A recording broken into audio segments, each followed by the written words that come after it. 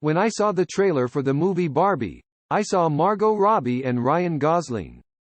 I was a little surprised that Barbie was coming out as a movie. The trailer made me think it was going to be very cheesy, and I was surprised to see Margot Robbie and Ryan Gosling as the main characters. I didn't think I'd watch it. Then two things convinced me. Barbie is having a huge run in America. Even if Barbie is a meaningful doll in the U.S., that means the movie has something to say. Plus, the director was Greta Gerwig. I didn't know that when I saw the trailer for Requirements.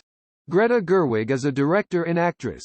I watched a movie called Maggie's Plan, which was very refreshing, and then I watched Lady Bird, which was equally interesting, and I thought that with a director like that, it wouldn't be the childish movie that I knew it to be. Unlike in the United States, it's not doing well at the box office in Korea.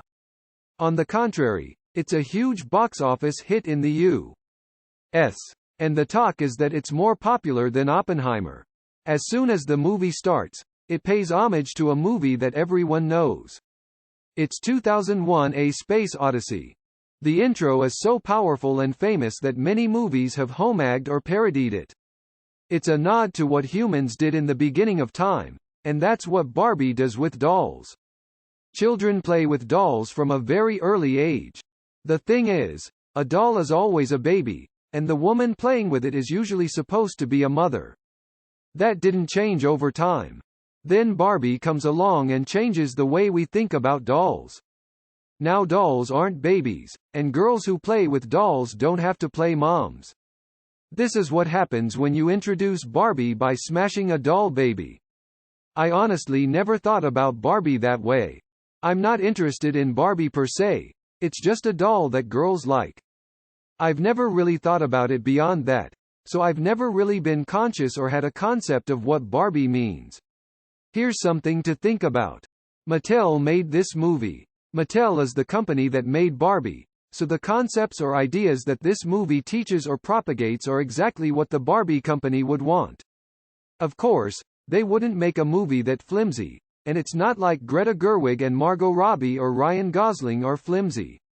In fact, this movie is not just a movie that promotes Barbie. Rather, it's a movie that talks about gender relations.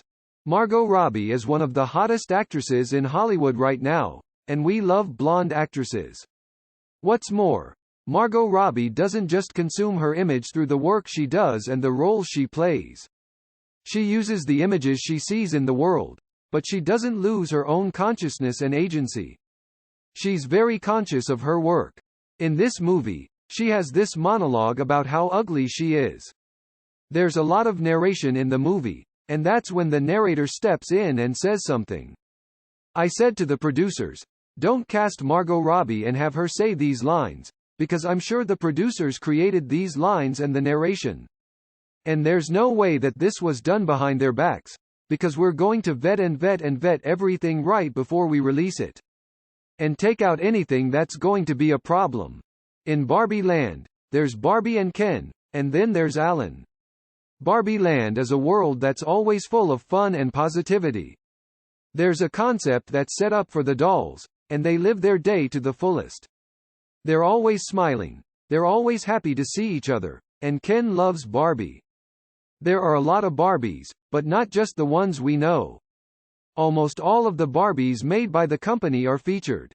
He shows Barbies that have been discontinued. There's even a Barbie who's pregnant with a child. There are a lot of different Kens in Barbie Land. Barbie and Ken are both Asian, white, black, etc. This is also a world where women are in charge of everything and men are relegated to supporting roles. Barbie is always positive, smiling, and partying, but suddenly, she's thinking about death. It's an unthinkable concept for Bobby, and from the moment he thinks about it, something strange happens to him.